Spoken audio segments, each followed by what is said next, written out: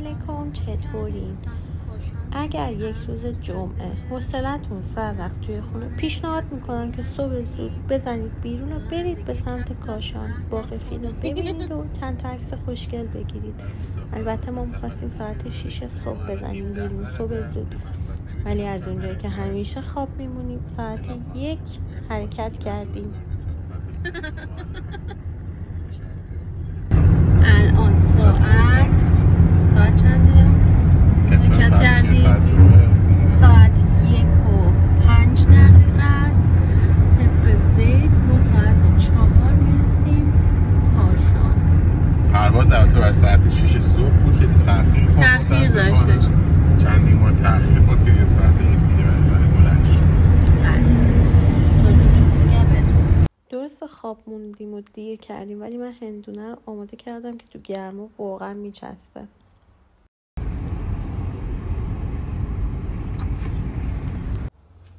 خب اگه از سمت شرق تهران مثل ما بخواین حرکت کنین، ما از سمت شرق تهران از اتوبان بسیج وارد آزادگان شدیم و از آزادگان به سمت بهشت زهرا حرکت کردیم که از جاده قم باید بریم.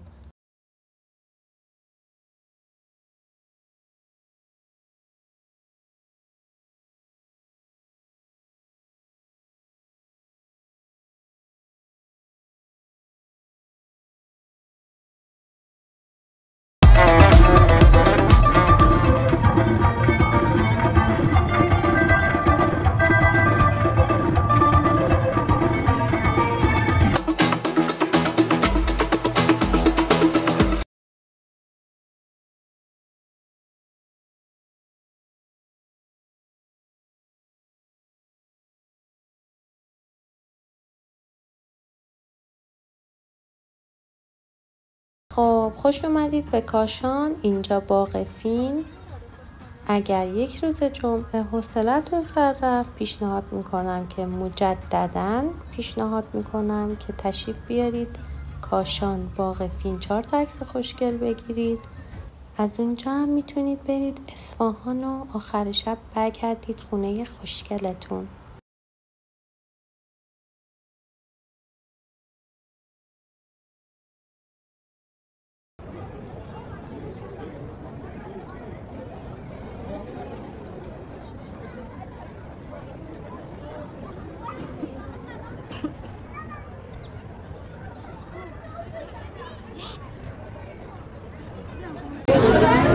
بذار یه توضیح بدم به خاطر شلوغی اینجا.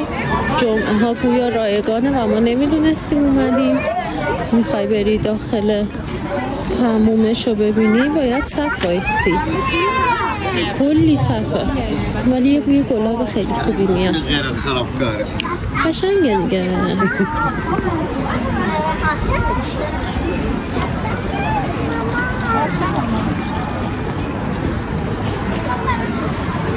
تو که اولین بار تو اومدی نظرت چیه؟ دوست داری؟ ولی از 100% جمعیت 90% فقط آن عکاسی میکنن. کاشانی هم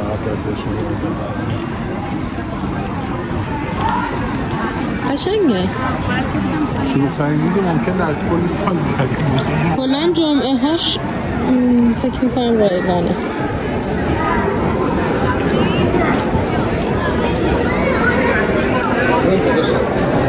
خیلی فاصله خب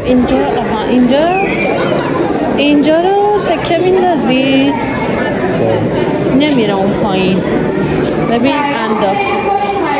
اینطوری که ما قرار داریم گوشی سفریه هستش. گوش به تو گفتیم چه که 4 طرفش بزن و هوا در حالت سریعه. همونطور که ما شاهد کنیم 4 طرف گوش بازه. اینجا به دستور شماست اول ساخته شده و قدمتش رو 500 سال پیش میرسه.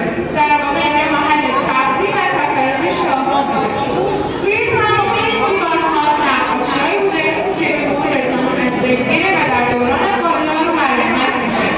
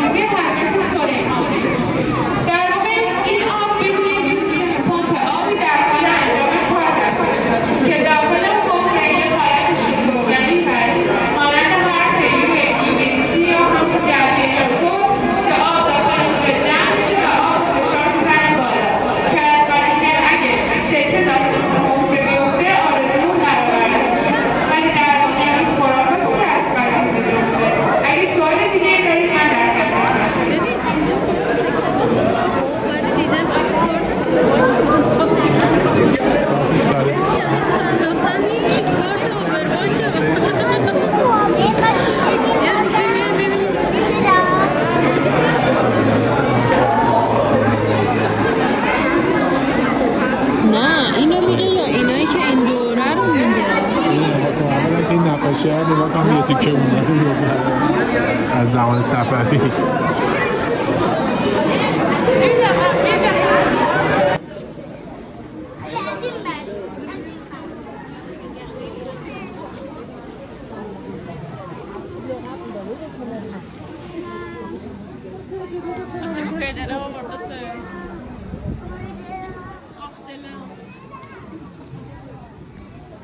بیا همین این بر یه سری چیز میزده بیا تاثیر نابودیایی خاصی داره.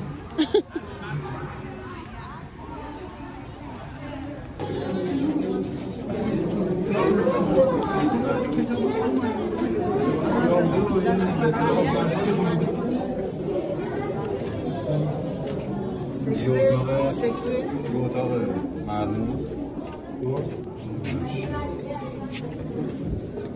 اونو بدش کن من فقط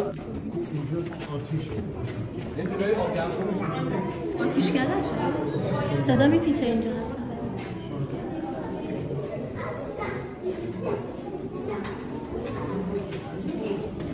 خب رفتیم با آقاسین رو دیدیم، کلی عکس گرفتیم، خوب بود، خوشگل بود، ارزش داره آدم بیاد یه بار، بهتر از خونه موندنه. که ساعتش هم تا همین الان بود، ساعت 5:10 است، همه رو ریختم بیرون دیگه. حالا شاید هم جمعه ها اینجوریه، نمیدونم. اینجا در پشتیش هم نمیدونستیم، در اصلی پارک نکردیم، در پشتیش پارک کردیم.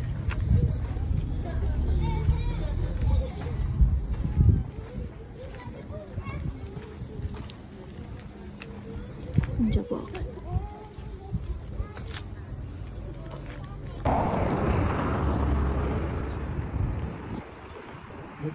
یادگاری ها سوغاتی این استفاده می‌کنم.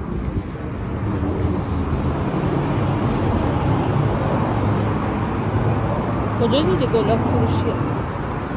اینجا رستورانه.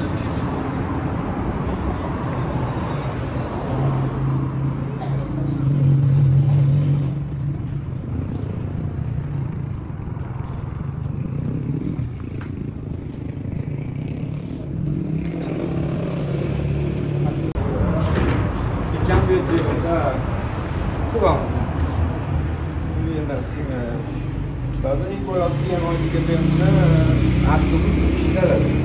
آره این گلاب مال 4 روز پیشه، 2 روز امسال بمونه 4 روز. چگویی؟ چقدر؟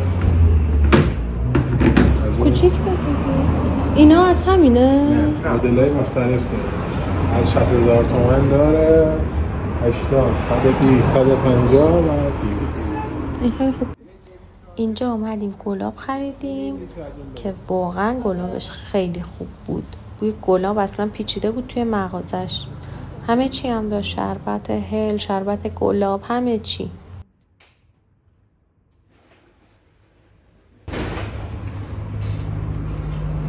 عرق هل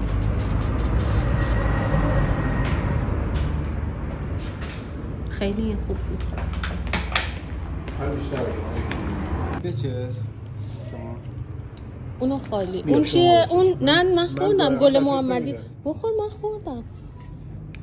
نصفه بخور. حالا یک قطره خیلی کوچیک. زیاد شد. دوستانی که میخوان متادون مصرف کنن شبنم میکنن مثل اونه.